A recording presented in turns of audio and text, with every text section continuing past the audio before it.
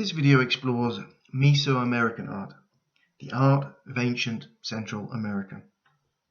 It looks at three great civilizations, the Olmec Civilization, the Mayans, and the Aztecs, the latter being ruled by Montezuma when Hernan Cortes arrived from Cuba in 1519. The earliest known Olmec center is San Lorenzo, on the Gulf of Mexico coast. 10 colossal basalt heads, some converted from thrones, show great mastery in their individuated portraiture of the rulers' heads, believed in Mesoamerica, unlike in ancient Egypt, to contain the soul. The Olmec culture influenced the builders of the city of Teotihuacan, northwest of Mexico City. The Pyramid of the Sun, seen here on the right, is one of the largest structures in Mesoamerica, at 61 meters high. The Pyramid of the Moon, on the left, is shaped in an echo of Cerro Gordo, a dead volcano in the distance behind it. Teotihuacan was truly a city, with a population of 200,000, including slum dwellings. Stone sculpture, malachite masks, and beautiful earthenware are the pride of Teotihuacan. There is, however, a certain irony in this depiction of Tlaloc, the rain god, made in stucco.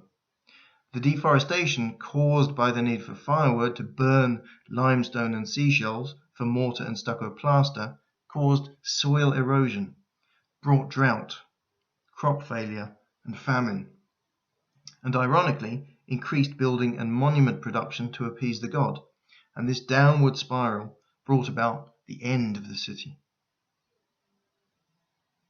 For a long time, this image was assumed to be the rain god Tlaloc, Chach for the Mayans, but has been reassessed as a female deity. As we did for the stone carving of Viracocha, we should pause a moment to allow ourselves to extract ourselves from history and defamiliarize the image and see it for the first time as a work of art.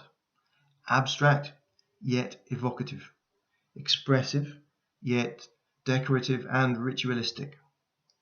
This image, like the Mayan art that was influenced by Teotihuacan, is quite haunting.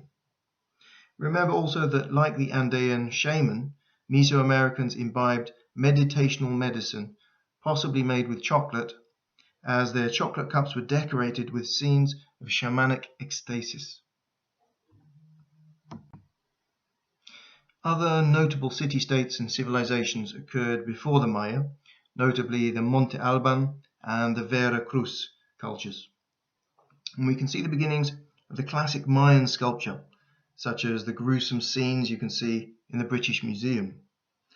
Ball courts with the human sacrifice of the losers are a testament to Mesoamerican social and political importance of the game.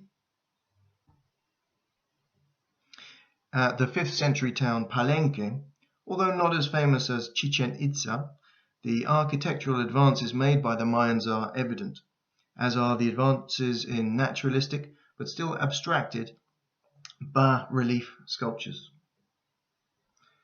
The famous murals at Bonampak only survived as seeping water had calcified over the paint, protecting it much like happened with Neolithic cave paintings.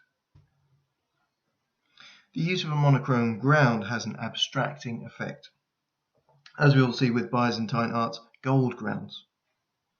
And again here there is a geometricizing of well-observed human forms.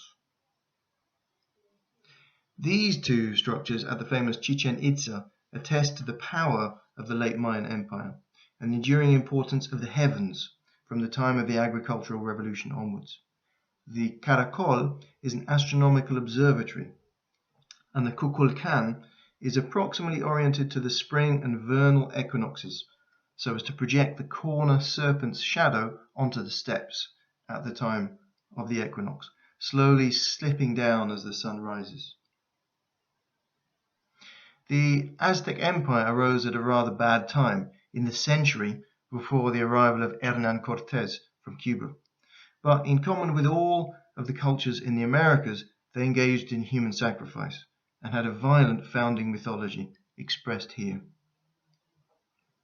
This almost cubist insistence on the all-round understanding of perspective is also common to the Americas, and the double-headed figure turned inwards to create a two-eyed frontal view from two sides is very common in Aztec art.